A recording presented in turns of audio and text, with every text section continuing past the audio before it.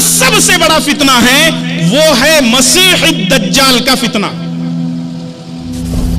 آپ کو معلوم ہونا چاہیے اسرائیل اپنے ایریے میں ایئرپورٹ تیار کر رہا ہے، اسرائیل اپنے ایریے میں ایئرپورٹ تیار کر رہا ہے، کائے کے لیے؟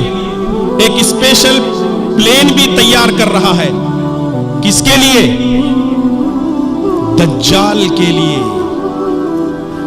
اور آپ کو معلوم ہے بخاری کی صحیح بخاری اور صحیح مسلم کی روایت ہے، نبی صلی اللہ علیہ وسلم فرماتے ہیں نوح علیہ السلام نے بھی اپنی قوم کو دجال کے بارے میں بتایا لیکن اس کی نشانی نہیں بتائی۔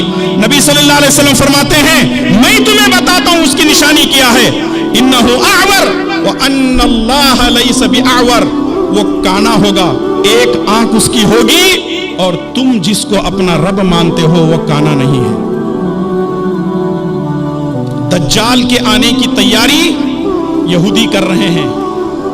سوچئے، غور کیجئے، جو لوگ ماڈرن اسلام چاہتے ہیں ان سے میں خطاب کر رہا ہوں، جو لوگ یہ چاہتے ہیں کہ ماڈرن اسلام ان کو ملے، یاد رکھو یہودیوں نے ہم سے زیادہ اسلام پر ریسرچ کی ہے، وہ دجال کے آنے کا انتظار کر رہے ہیں اور مسلمان کھا کھا کے سو رہے ہیں۔ کہتے ماڈرن اسلام چاہیے، باپ دادا کا دین چاہیے، وہی ہمارے لیے کافی ہے۔ اور اللہ کے نبی صلی اللہ علیہ وسلم نے فرمایا اس کائنات میں جہاں اور فتنے ہیں ان تمام فتنوں میں ایک بہت بڑا فتنہ دجال کا فتنہ بھی ہے۔ رسول اللہ صلی اللہ علیہ وسلم نے اسی لیے دجال کے فتنے سے بچنے کے لیے آپ نے فرمایا کہ سورہ کہف کی تلاوت کرو، جمعہ کو سورہ کہف کی تلاوت کرو۔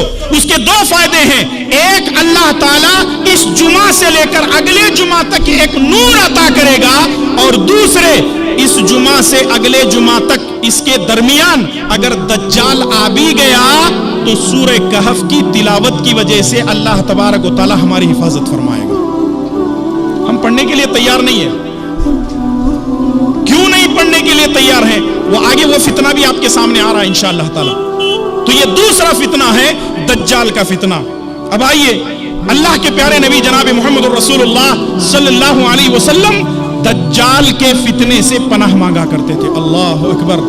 نبی صلی اللہ علیہ وسلم کس کے فتنے سے پناہ مانگا کرتے تھے؟ دجال کے فتنے سے پناہ مانگا کرتے تھے۔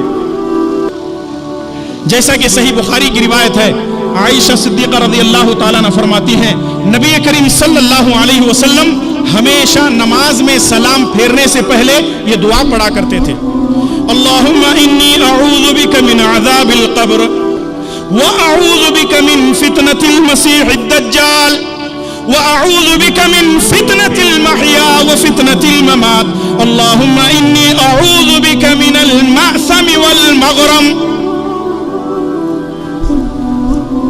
مسیح الدجال کے فتنے سے جب نبی کریم صلی اللہ علیہ وسلم پناہ مانگتے تھے تو ہم کو کتنا نہیں پناہ مانگنا چاہیے۔ اس لیے دجال کے فتنے سے اپنے آپ کو بچانے کی پوری کوشش کیجیے۔ کتنے فتنے ہو گئے؟ دو فتنے۔ پہلا فتنہ شرک، دوسرا فتنہ دجال کا فتنہ۔